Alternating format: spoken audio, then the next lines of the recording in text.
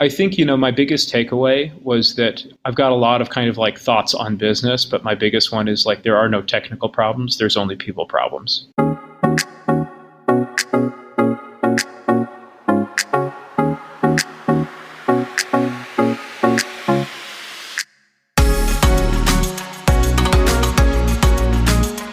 Welcome to the Vertical Farming Podcast, weekly conversations with fascinating CEOs, founders, and agtech visionaries. Join us every week as we dive deep into the world of vertical farming with your host, Harry Duran. Vertical Farming Podcast, Season 2, welcome back. If this is your first time listening, I'm positive you're in the right place. This is the show where we interview fascinating CEOs and founders of the leading vertical farming companies from around the world. I'm your host, Harry Duran.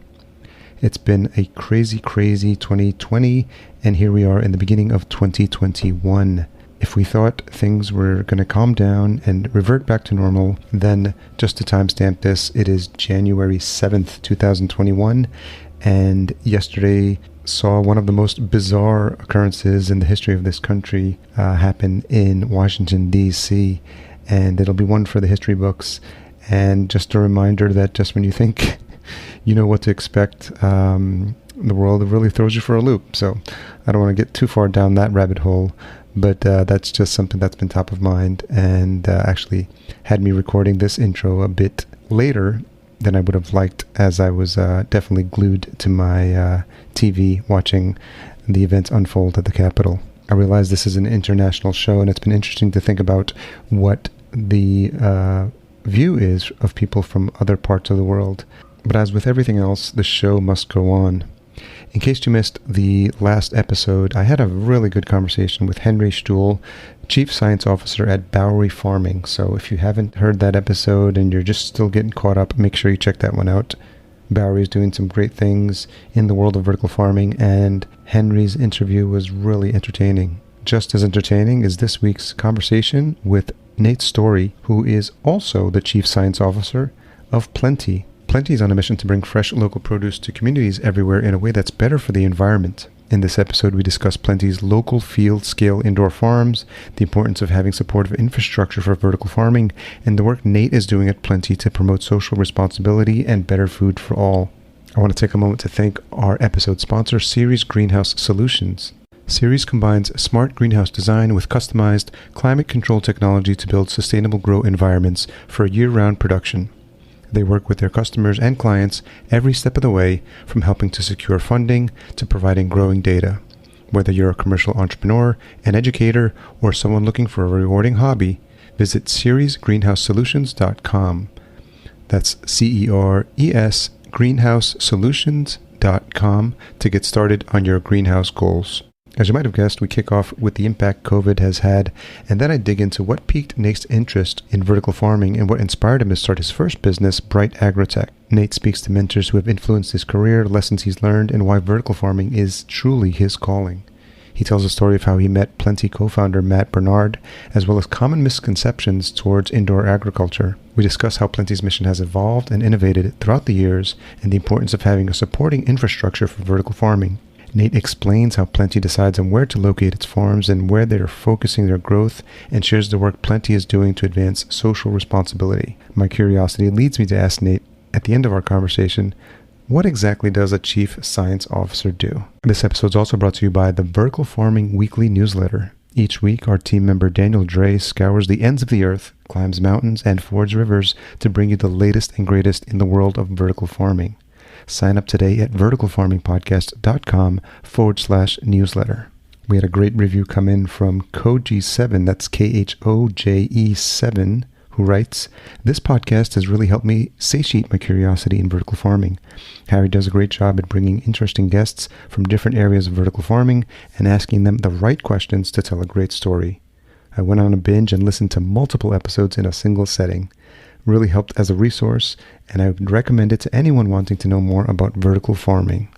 Thanks so much for that fantastic and inspiring review, Koji7. I truly appreciate it. And if you enjoyed this episode or past episodes, I'd love it if you leave a rating and a review at ratethispodcast.com/VFP. Who knows? Yours might be the one I read out next. Okay, let's get into this conversation with Nate. So Nate Storey, co-founder and CSO of Plenty, thank you for joining us on the Vertical Farming Podcast. Yeah, my pleasure. So we are wrapping up what is, by all accounts, one of the strangest, most interesting years on record in 2020. So I'm wondering if you had to pick 1 to 2 words to describe the year from your perspective, what would they be? 1 to 2 words.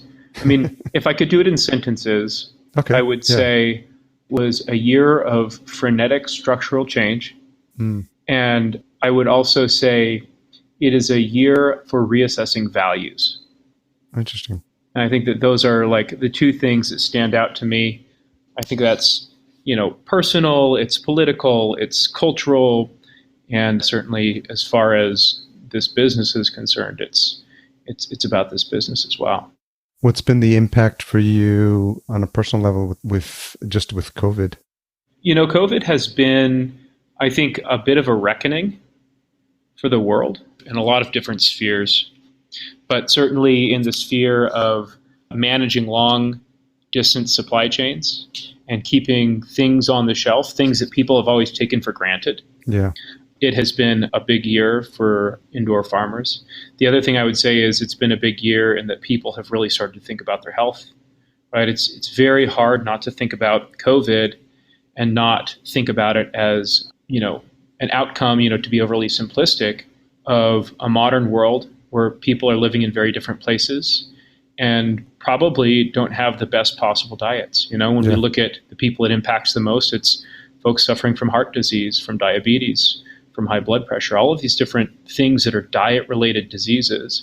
And so, for Plenty, I think it's, going back to this idea of, reaffirming our values. I think for Plenty, it's been a year where we've realized more than ever the importance of building this industry, both in terms of people's lives and in this incredibly, a tragic and real way, our ability to change the world for the better. So it's been a crazy year. And obviously from the business standpoint, we've been very heads down, working on building the LA farm, keeping, store shelves stocked, which is, something that we've been able to do even when, local distributors were kind of, impacted, slowing down or completely stopped by COVID. Yeah. So I think it's a year for proving out, hey, this is a model that has legs and provides real and measurable value, and something that the world needs to think pretty hard about.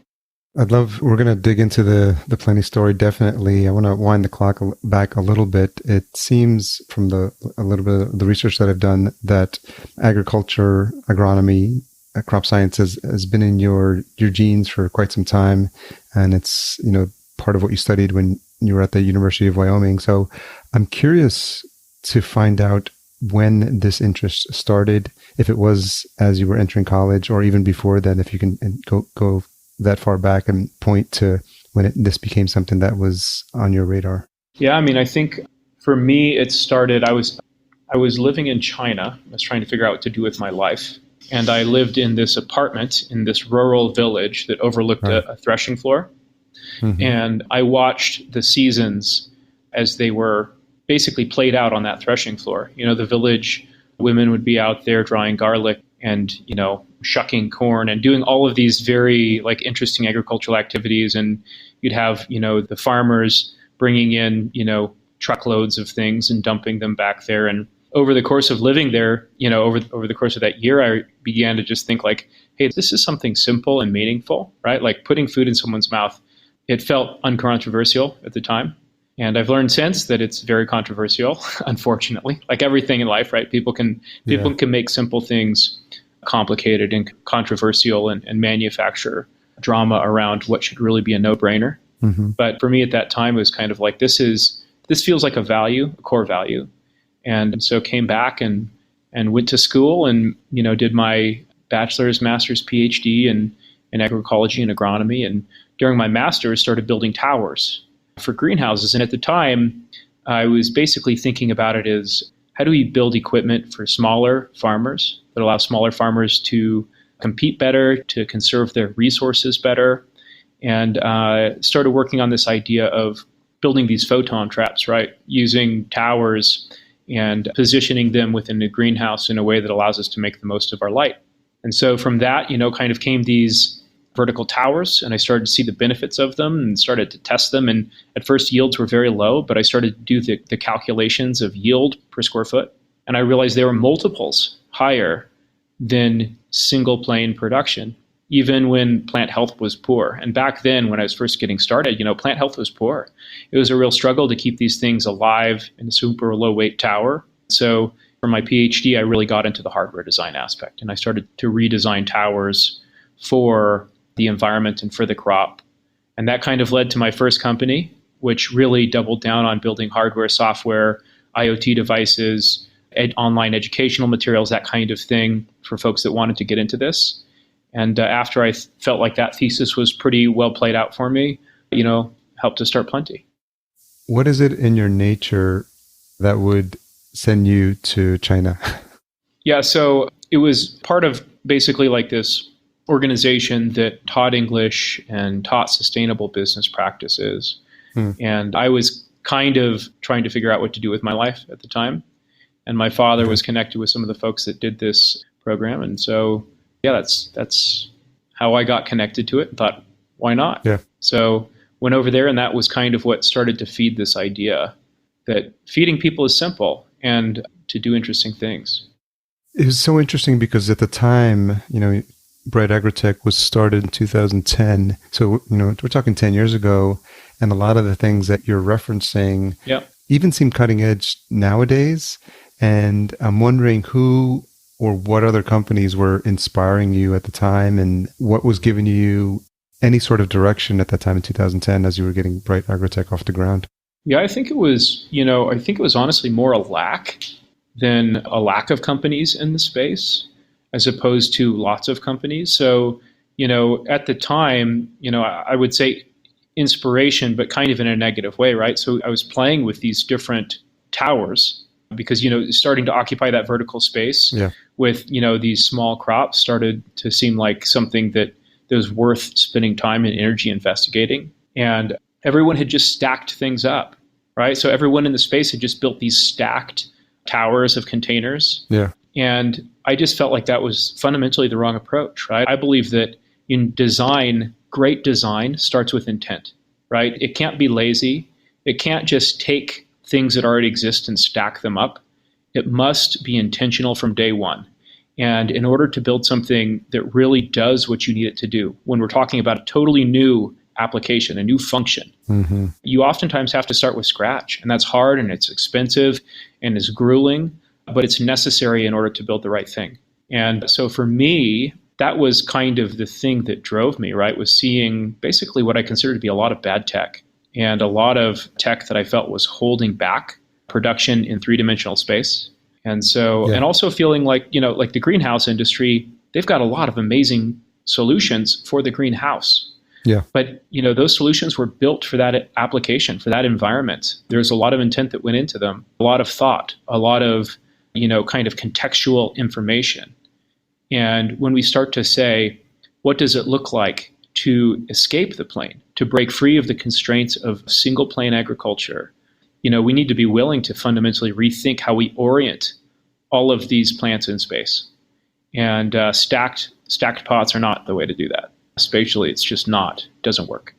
So that's what got me started on towers, right? It was more a lack of good tech and feeling like someone needs to build this thing. It sounds like you're also inspired by, you mentioned this idea of great design. Can you recall like who was inspiring you, or was there anyone that was serving as a mentor at that time for you? Yeah, I mean, this is a super unsatisfying answer, but there was really nothing that stood out, right? I mean, I would say that, I've always read a lot, and I almost think it's like crafting a story, right? Like crafting a great story takes thought and practice and just kind of this process of iteration and editing. And so I would say more than like working with hardware folks or working with folks that had designed things in the space, it was more just, I guess, more of a design philosophy, right? It was an idea about what you have to do to get to the right outcome. Okay. I'll be the first person to say that I was incredibly inexperienced, but, I'd had the benefit of, as a kid, I did a lot of woodworking. I worked with my hands a lot. I, used a lot of tools. And so prototyping and some of the early work came naturally. And then, the thing that I found I was the most talented at was hiring people that were much smarter than me and somehow talking them into working with me. Okay. So my major claim is, I knew enough to get things started. Yeah. And then I was evidently convincing enough or found people who were patient enough to actually work with me and help build something big. What would you say is your biggest takeaway from your time at Agrotech? I think, my biggest takeaway was that, I've got a lot of kind of like thoughts on business, but my biggest one is like, there are no technical problems. There's only people problems, right? Like if the laws of the universe say something is possible, if you do your first principles analysis and you come back and say, hey, we're not in disagreement with, any of the laws of thermodynamics or what have you, right? Like the physics say this is possible. Yeah. Then really achieving it is just a function of people, right? How can you get teams to work together? And the thing that I've learned over the years is, brilliant, talented, motivated people can do just about anything. Yeah. And, that's a good thing to keep in mind because this is a tough industry. This is a tough industry. Yeah. If you want to make money the easy way, this is probably not the industry for you, right? If you feel called to feed people, if you feel called to expand the size of the world, if you feel called to preserve the natural habitat, if you feel called to fundamentally expand the scope and the possibilities of human existence, then come work in this industry. But I'll tell you right now, those things have historically not paid as well as Wall Street. So yeah. Is it safe to say that you feel a calling for all those things? Yeah, I think so. I think that's what we're building, right? Like we're building this industry not to build a more expensive version of the greenhouse. That's not the goal. We're building this industry because we believe fundamentally that what we're building here increases the size of this world, right?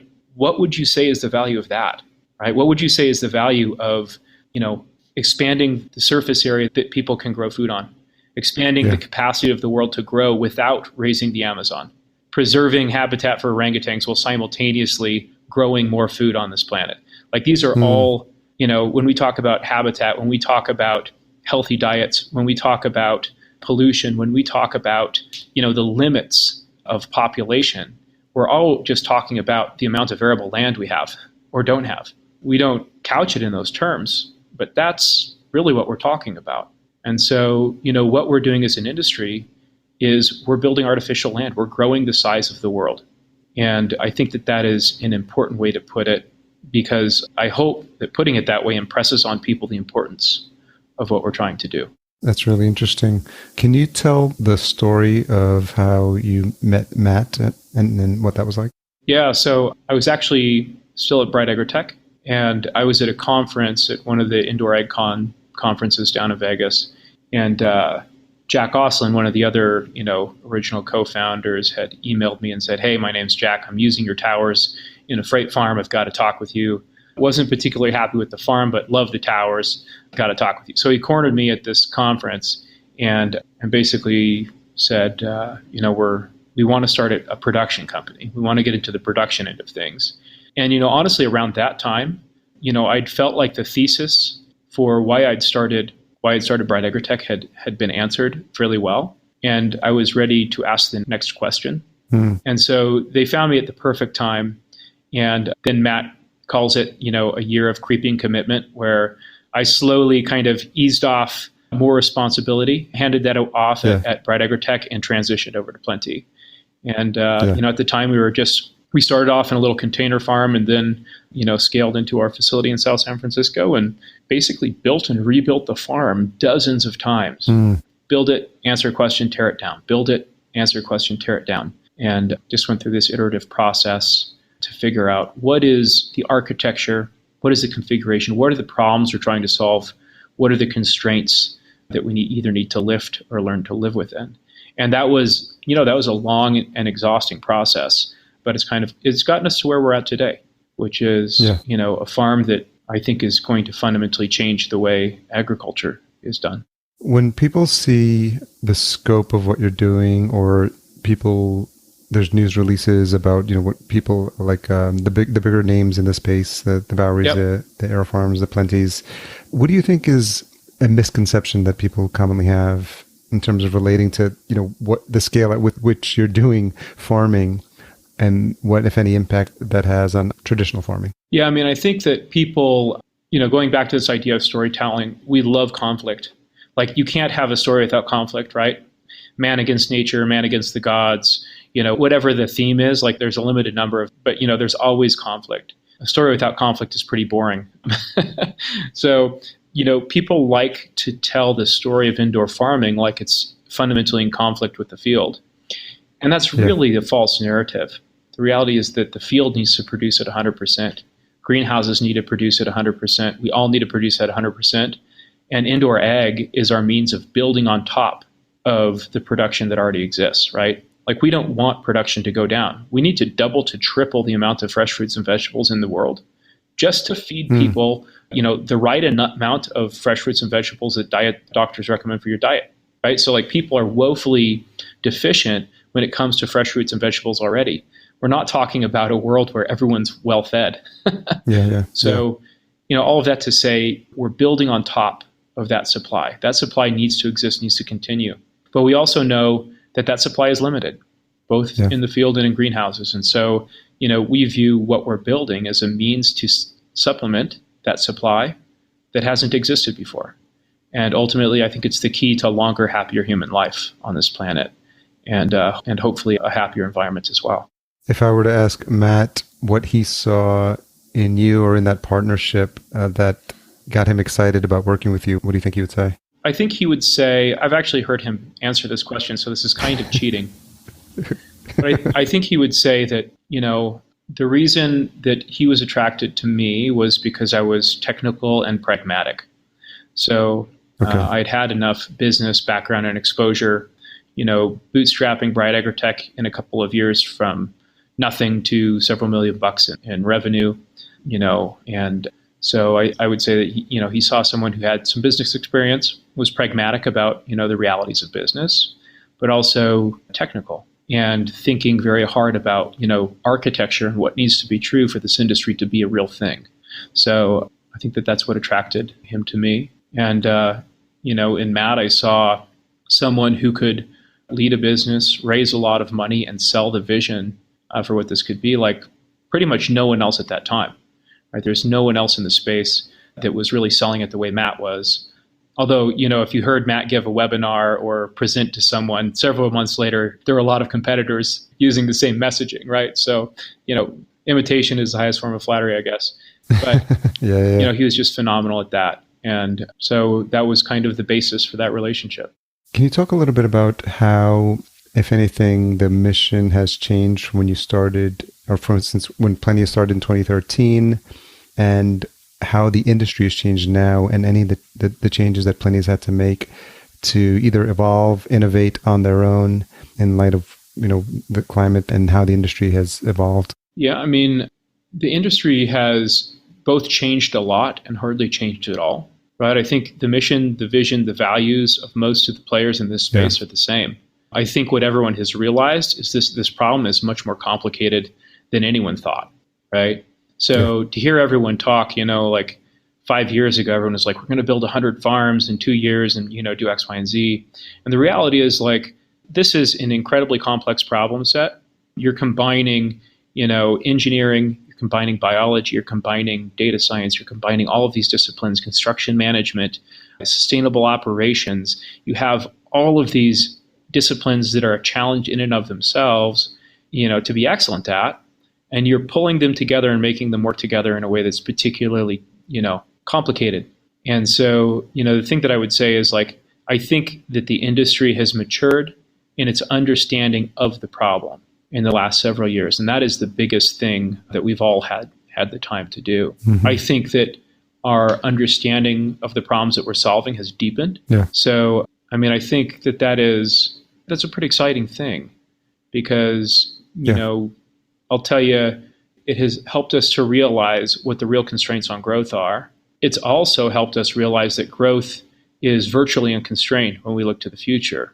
right? So when we look at the number of crops that will ultimately move indoors, I think, us today, would be surprised. We would be surprised by that, by what's going to happen in the future. So I don't know. That sounds like a pretty incoherent answer to your question, but in short, I think we've grown up, we've matured a lot, but I don't think that the fire has died. And the other thing that I would say has changed is that the world has begun to realize that this is a necessity.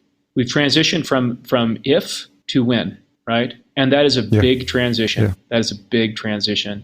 It's a big transition for, bringing in financing. It's a big transition for consumer awareness, right? It's a big transition for a lot of things. And even for historical industries, greenhouse industry, the field, academic institutions that have, been one of, leading, I guess, research centers supporting those industries. A lot of eyes have started to turn to what is happening in indoor ag, as they should. Yeah. And I think that that's very exciting, both from a resourcing standpoint as well as helping the world to realize that we are necessary, because I think that has been a question until recently. How important is the supporting infrastructure? We touched a little bit about the supply chain to support vertical farming as it existed in 2010, as it existed when the state it was in, when Plenty got started, what it's like now. What are your thoughts about how robust it is to support getting the food to people's ultimate destination of the plates, and what part Plenty is playing in that? Well, I think it's more fragile than we thought, right? I mean, I think the thing about having things magically show up on retail shelves for decades without interruption is you start to take for granted the complexity and the difficulty of making those things show up on the shelf. And you take for granted the stability that allows those supply chains to function. So I think, one thing that has happened this year is people have realized, maybe I take that for granted, maybe that isn't a given, maybe it isn't a sure thing, maybe the world is a little less certain than I thought. And I think that is actually an important realization, because there's been a few of us that have been screaming it for a very long time, right? Moving fresh food across the world thousands of miles may not be the smartest thing. Concentrating people, in these, population centers that are farther and farther away from the centers of production, that's just a fundamental physics concern. Yeah. Like, you are not in the same place. It takes more energy to get it there. More things can go wrong. This just does not seem like wisdom. Yeah. That doesn't mean we shouldn't do it, and that doesn't mean it's not a solvable problem, but that does say this non-traditional concentration of population, this non-traditional way of putting people in places, consuming the things we consume without replacing kind of the traditional system of getting those things to those people, seems to be a recipe for disaster. So I think this has been an interesting exercise for us. We had distribution center go down due to COVID, and Plenty products were the only ones on the shelf. And that's, that was an interesting thing.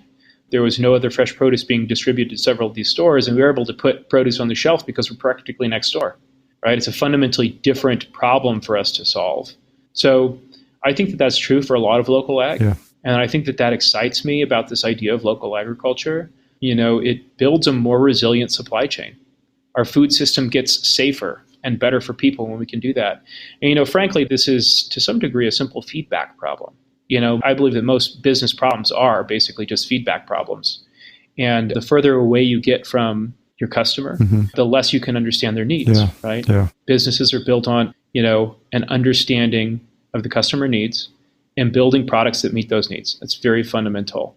And as we separate ourselves further and further from consumers, as we constrain the products that we can create through these complex supply chains, through all of this processing, through all of this distribution, it can become a challenge to stay in touch with what people want and what people need. But when you're located next door, not only does it simplify that, chain, all these chains of handoffs, all these points where something can go wrong, but it also allows us to understand our customer, their lives, their needs, what they love, what they hate, much, much better. And I think that makes us better as a company. It lets us meet their needs. We can build personal relationships with our customers. That is a dream. It is a dream to know what people love and what they hate and what they fear and what they hope for, and understand how you can tailor your product to meet people where they're at. How does Plenty think about where to place these farms? Obviously, there's a lot of buzz around the Tigris farm, and I'm wondering internally how the team thinks about where it makes sense to have a farm location. Yeah, I mean, in all humility, we're still learning that. Like there are very few lessons that I'm going to stand on a soapbox and say, hey, we have learned how to do this and we are perfect. Yeah. What I will say is, wow, have we learned some valuable things about that? And, there are massive opportunities that flow from where you place your farm. And it really kind of just depends on the priority of your values and kind of the unique geographical economics, right, of that farm.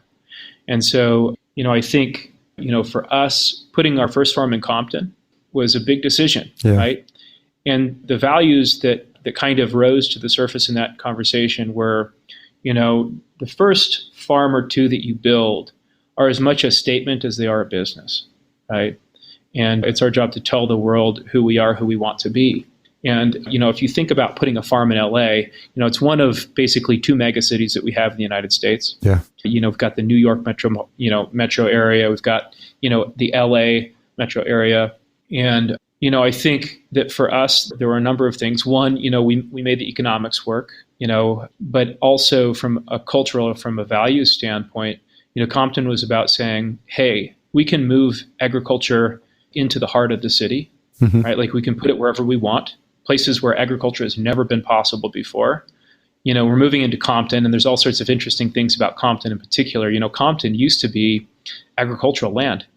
Compton has this very rich agricultural history, and that just felt like a really cool completion of this circle, right? Like bringing agriculture back to Compton. Yeah, that's cool. It's a food desert, right? And so when we think about what this problem solves for the world, or what this solution solves for the world, indoor farming, what it can mean to people, that is a pretty powerful statement, right? We're going to put our farm, this production center, in the middle of a food desert. And that's something that I care a lot about, right? I think it's crazy that we still have food deserts today. Yeah. So for us, it was a lot of those things. LA is a cultural center of the country in a lot of ways. And so being able to put a farm in LA, it's meaningful just from finding folks that will partner with us to help share this story, right? That will espouse our values, that will engage with the rest of the country and help us explain not just, why we exist, but why it's important that more companies like ours exist, that more farms exist,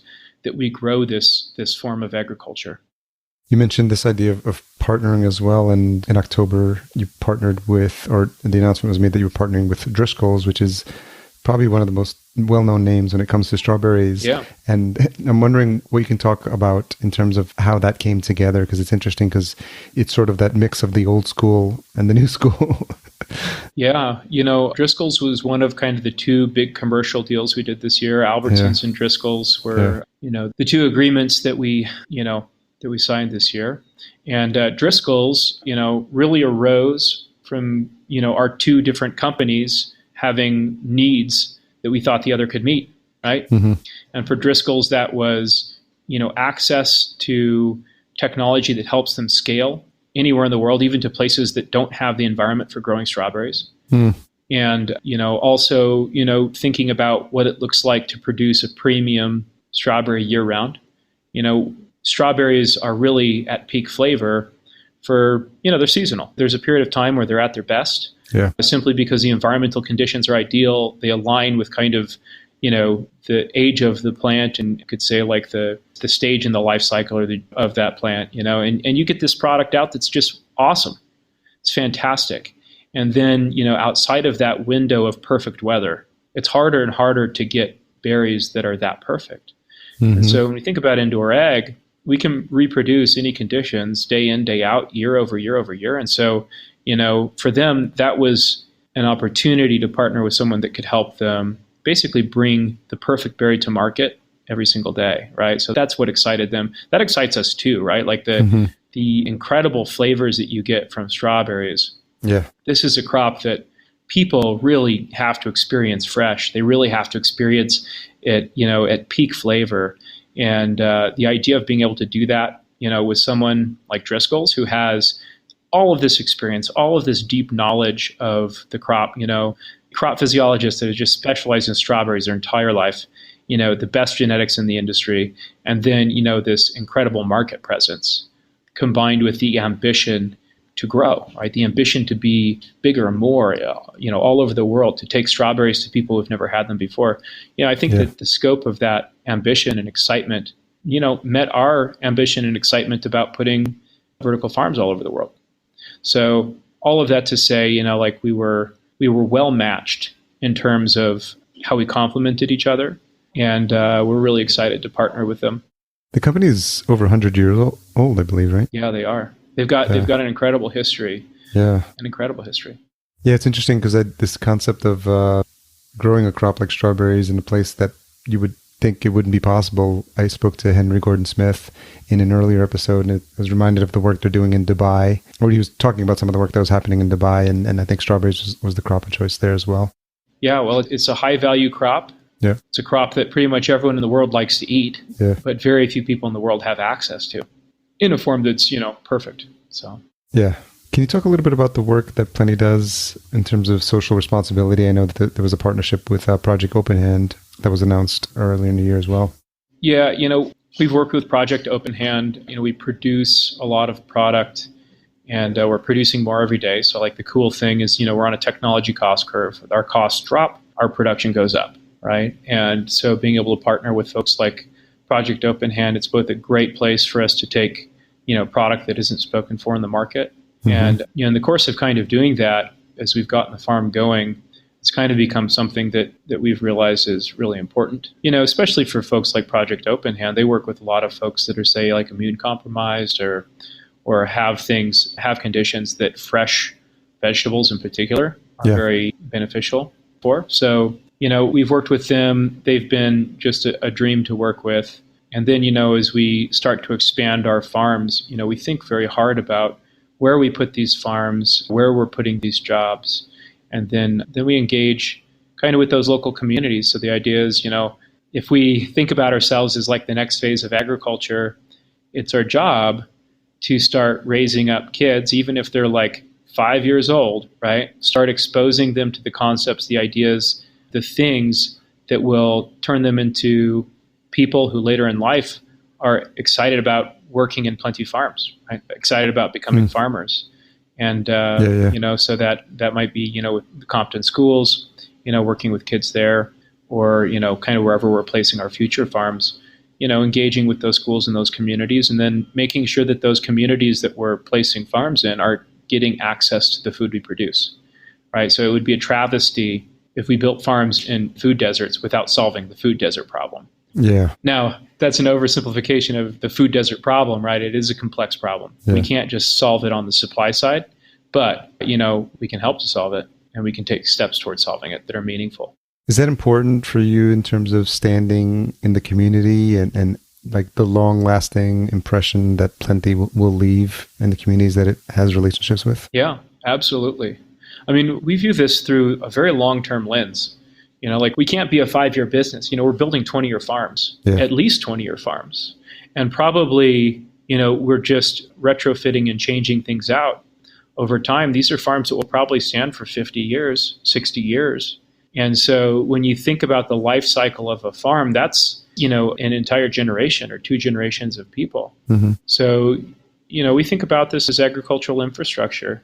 In the same way you might think about handing down a farm from one generation to the next, we have to think about this in similar ways, right? We've got to think about this. What does the Compton farm look like in 60 years? Now that doesn't mean we're designing a 60-year farm today, but that is to say we're still going to be around in 60 years. We're still going to be necessary in 60 years, more necessary than ever. And so we have to take a long-term focus on how we engage with communities and pull people into this new kind of agriculture. Yeah, it feels like there's going to be a resurgence or interest in agriculture that has probably been missing in this country for many, many decades.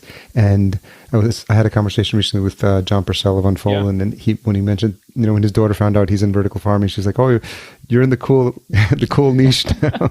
So it's cool. You have a cool job, so it feels like it's getting more attention now. Yeah, it is. And it should, like farming for a long time has been, I don't know, not necessarily something that people aspire to, right? Yeah. And it's really kind of just recently that people started to think, oh, farming might be pretty cool. Producing food might be pretty neat. And so I'm encouraged that people are interested in it. And I think that it is a really great career to have, right? Like it's honest, it's straightforward work, and it creates very tangible value. And in a world that is full of intangible value and theoretical value and a lot of ones and zeros, yeah, creating tangible value can be something that's really rewarding. So hopefully we see a lot of people come running, because we're going to need a lot of people to come running in order to do this. Yeah. Can you talk a little bit about your role as chief? I'm assuming the S is for science, yeah, that's right? Chief Science Officer. What are some of the things that you're working on that you can speak to that have you excited on the science side? Yeah, on the science side, at any given time, we have a number of different efforts. The primary thing that we're engaged in is product design and optimization. So what are the next products that we're going to put in market? And how do we make those things yield as well as possible within the quality spec that we design them to? So that's actually a really hard challenge. And, we harvest our crops as kind of baby greens. So they're not, they haven't traveled very far up the growth rate curve. They're still, I guess, building momentum when it comes to metabolism and growth. And so, we're harvesting them when they're little babies, and there's a lot that goes into making sure we can take a little baby crop like that and make it yield numbers that are economical. So, there's a science team in Laramie, Wyoming. That's where the science team is. And we've got dozens of walk-in growth chambers.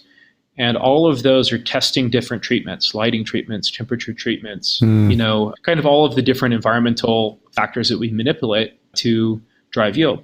And so, that's what the team does a lot of, quantifying those, screening new genetics. We've screened over 1,400 different crops and cultivars to kind of come up with this list of cultivars that we're using today or working on. We work hard to make sure the systems do what we think they'll do. So scale as a treatment is very hard to predict. All sorts of things start to go wrong. The bigger things get, basically, is one way to put it, right? Yeah. So the larger the system, the more ways there are for it to fail. And so it's our job to help anticipate those things and test all of those different crops at scale. And then we look at new crops altogether. So another thing we do is say, okay, what is the next thing? So for instance, strawberries, is something that the team is running on, working very closely with Gistles to look at a lot of different genetics and figure out what are the best crops for these systems and then what are the best ways to grow these crops in these systems. And then internally we're working on things like tomatoes and kind of these future crops, breeding them, taming them, if you will, to go into these systems. It's really an awesome job. We get to re-architect agriculture, and it's been a while since anyone's done that. So for me, it's pretty fun because we get to go in and say, hey, what needs to be true to make this thing a big deal, right? What needs to be true to blow, say, historical production out of the water?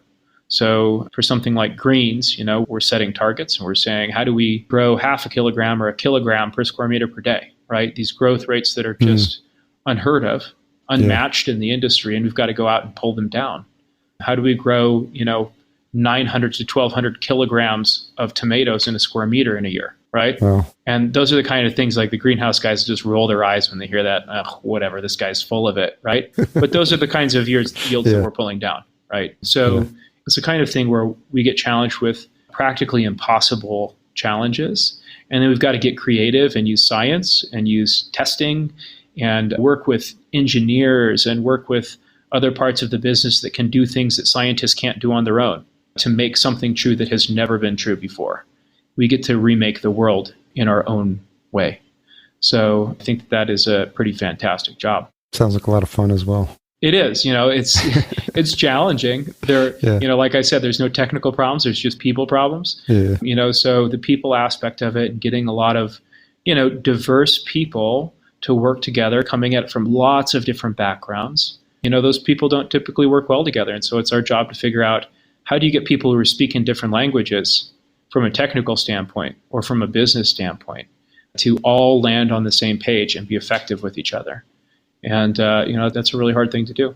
Most companies never succeed at it. The other thing that I think is fascinating is what's happening in tandem is all the components that are required for this to succeed include things like improving efficiency of LEDs, data processing power, number crunching, data science. All these also need to be happening and are increasing and are improving in and of themselves. And so is that something that the company watches and is keeping tabs of? Because as those things improve, your ability to do what you're doing improves as well. Yeah, absolutely. So, it's impossible for people to understand our business without understanding cost curves, right? So technology cost curves are at the heart of our model. And cost curves are hard to understand, period, let alone if you come from an agricultural background, because cost curves really don't exist in agriculture. This is an industry that has been mature. Greenhouse, field, you name it, we've been mature for a long time. There aren't a whole lot of areas where your costs are going to be lower next year than they were this year, right? So, what we're doing is we're saying, we're building a business here around cost curves like LEDs, processing power, data storage, deployed AI, sensor technology, all of these different component technologies, right? Where next year they're going to be half the price and twice the output. Right? All of our ingredients are going to be half the price and twice the output next year on the technology side. And then, one thing that Plenty has done that almost no one else in the space has done is we've built a massive engineering and R&D team to take all of those component technologies, package them with our own internal developed technologies. We're not just buying things that exist and slapping them together. Again, like going back to the beginning of our conversation around intentional design. Like, we are building our own internal cost curves, which drive our costs down and our output up year on year on year. And so, at the core of everything we do are those component cost curves and the cost curve we've built internally, which allows us to do more with less every single year, grow more crops, grow them less expensively, feed more people, more affordable prices into the foreseeable future. So we spend a lot of time looking at tech, building our own tech, combining technologies, figuring out what matters and what doesn't. And ultimately, you see it in our yields. You see it in the farm itself. And I don't know if you've seen pictures, but we have a fundamentally different architecture from anyone else in the space. Yeah. That came out of, some very basic math, like what needs to be true to drive costs down and output up. And so, we've picked a unique technology path, but it is really paying off. It's interesting you mentioned path because as you were talking through that, I go back to my project management days and the idea of critical path items. So I'm wondering, is there anything that when you think about the whole chain of events that need to happen for you to do what you need to do on a daily basis and outside forces, is there something in there that you would probably consider maybe one of the weaker links and something to keep an eye on? Yeah, I think, when we think about this industry and what can hold it back, what will hold it back, it's ultimately going to be access to capital. The technology is there. The genetics for the most part are already there. That's another amazing thing, right? People don't realize that, hundreds of years of agriculture has delivered unto us, some fantastic genetics. And that doesn't mean it's being used in the field today, but it exists. And, with proper screening, you can pull those genetics into your system and get the most out of them. So we've got technology, we've got genetics, we've got all of these components. We have great business people, great scientists, great engineers. We have all of these different, resources, but farms are expensive. At least farms that matter are expensive. I'll put it that way. Yeah. Really tiny farms that have virtually no impact on global food supply, those are less expensive. But if you're really looking to impact, you've got to build big farms and you got to build a lot of them. And, we're ultimately talking about deploying many hundreds of billions of dollars of capital to trillions of dollars of capital to go out and build capacity equal to double today's for fresh fruits and vegetables. So, we're talking about a massive industry. And really, when you look at how that capital needs to be deployed over the next 20, 30, 50 years, having access to it, finding capital that's looking for that kind of a home, for that risk profile, understands the business, it's going to be the hard part. But I'll tell you, once we've got a couple farms up, I think that gets a lot easier. That's more of a thing right now today. And then I see very few hurdles to actually scaling this around the world. Is it safe to say you have some breathing room now with the $140 million raised? Yeah. That completing that round was great. 2020 has been kind of a nutso year. And so, pulling down a round in that chaos, is definitely lets us breathe a sigh of relief. So maybe as a result of the chaos, people saw what's needed and where, the gaps are and really what's the opportunity. Yeah, probably. Yeah. I mean, I think, the problems that are going to afflict us for the next 50 years are becoming more perceptible, right? They're becoming more acute. They're becoming something that people are starting to accept now. I don't think there aren't a whole lot of folks left that deny climate change is happening. Mm-hmm. So as we start to think about, what does a fundamentally different world look like for agriculture, it really makes, industries like ours stand out as kind of not the antidote, but certainly the insurance policy. Yeah. And, that's kind of a dark and dystopic take on the importance of the industry. On the lighter side, there's just a lot more people. And there's going to be a lot more people in 10 years and 20 years. Yeah. And all of those people need to eat fruits and vegetables. And you know what? We've used up every last acre where it's economical today. We've used up every last acre, and every drop of water is spoken for. And so in a world where we don't have more acres, where we don't have more water, where we don't have the ability to just magically, produce land, or if we do produce land, it comes at the cost of the environment. Indoor farming is what's left. This is what we have as far as a means to manufacture land. So I think it lands on our shoulders to go out into the world, manufacture as much land as possible, conserve as much water as possible, and put food on people's plates. What's a tough question you've had to ask yourself recently? Oh, they're tough questions all the time. I mean, this is a hard business. I have to, get myself pretty psyched on a regular basis to just keep this up, right? To keep the schedule. And I've been doing it, I've been in this space now for about 15 years. Bright was a decade ago, and it's exhausting, right? So I'm constantly asking myself if, is this the best use of my time? And the answer always comes back, yeah, for now, for today, yes, this is it.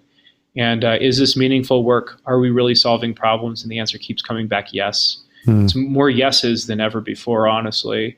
I think, we constantly have to evaluate our structure. The business is evolving and changing. The industry is evolving and changing. We're moving from R&D into an industry that has to deploy and operate.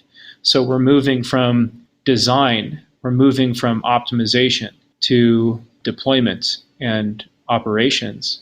And so there are a lot of really hard questions around, are we set up for that right now? Like, what do we need to change? What needs to be true for us to be successful tomorrow? And just like, a person grows, a plant grows, businesses grow too. And, at different points in a plant's life, it will allocate carbon to shoots or to roots or to other things. As a business, you're trying to allocate, your capital, your time, your people to the things that matter. And there are a lot of really hard questions that you have to ask to make sure that you're doing that on a regular basis. So there's no shortage to the hard questions. There's very few things that I can talk about that don't have very hard elements to them that we need to question. Sure. Yeah. But I think, the great thing about being in the industry is we have more answers than people outside of this industry have around what it's going to be and what it can be and what it will be to the world. And so that's great. Those moments of self-doubt, you have that to fall back on. As we wrap up, just a lighthearted note, given the complexity of the questions you're answering sometimes, what's something you do as a hobby or something to help take your mind off things? That's a good question. It kind of depends on the season. Most of the time, just spending time with my kids, pretty boring. Okay. But, I've got, my house is here in Laramie. And so, one thing that I do is I plant a lot of trees during the spring and the summer. Oh, yeah. So that's kind of a bit of, a release valve for me. So I've got my own little carbon offset program going internal to the Storey house. And so I calculate my carbon footprint and then try to cover it with tree planting and then track my carbon sequestration. And that's kind of like my fun little, spring and summer project. And then in the falls, I just spend a lot of time outside in the winter too, just walking around. Yeah, definitely sounds energizing and relaxing as well. Related to tree planting, my partner just put me on to a Chrome plugin called Ecosia. I've heard of that. Ecosia. And it's called the search engine that plants trees. And so I think the more you use it, the more they actually plant trees. So I'm not sure if you had heard about that. That's awesome. Yeah, I've heard about it. I've tried using it once or twice. Maybe I should try using it again. But yeah. Well, Nate, I want to thank you for taking the time. Ran a little bit off over the hour, but it's been fascinating to hear the story, specifically your journey. And it's clear that this has been something that's been a passion for you. Going back to your days in China, and I don't know if you knew at the time what you were seeing there would spark an interest that would lead to where you currently are and the work that you're doing at Plenty. But it's clear that there's a big problem that needs to be solved. It's clear that the folks at Plenty are well aware of it and are playing an important role in alignment with the mission of, improving the lives of the planet and the people on it. So I want to thank you for sharing that story, and just really excited to see what's in store at Plenty and be following the journey. Yeah, appreciate that. It's been great talking to you. Sorry I couldn't get my video to work, but No worries. And so plenty.ag for folks to learn more. Any other things coming up that you want folks to be aware of? No, I think, check out the website and stay tuned. We're going to start sharing more information about Compton and kind of what comes after here over the next year. And, we're excited to be here doing this, and hopefully other people are excited to be alive right now too, on the cusp of this new industry. So, and hopefully when the conferences pick up again, I'd love to connect and meet in person. That'd be nice. That'd be fantastic. Yeah. I'd love that too. Okay. Thanks, Nate. Have a great night. You too.